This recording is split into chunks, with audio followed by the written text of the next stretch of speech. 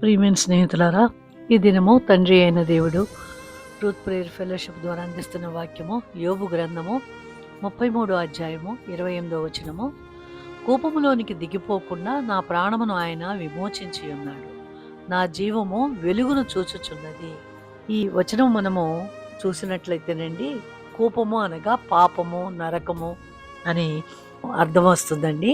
27వ వచనంలో, యథార్థమైన దానిని వ్యత్యాసపరిచి నేను పాపము చేసి తిని, అయినను దానికి తగిన ప్రతీకారము నాకు చేయబడలేదు. నిజమే కదండి. మనము కూడా మన జీవితంలో మరి ఎన్నో తప్పులు చేసి ఉన్నాము. అయినా కానీ తప్పులు చేసి ఉన్న దేవుడు మనల్ని క్షమించి తన ప్రియకుమారులుగా మనల్ని చేసుకోవటానికి యేసు ప్రభువును పంపించారు కదండి. దానికి ఆధారంగానే ఈ వాక్యం మనకి ఇక్కడ బయలుపరుస్తోంది.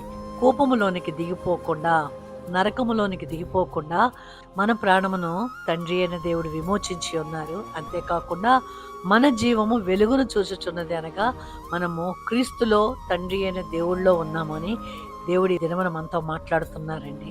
మనకిచ్చినటువంటి ధన్యతను బట్టి దేవునికి స్తుతులు చెల్లిస్తూ ప్రార్థన చేద్దామండి.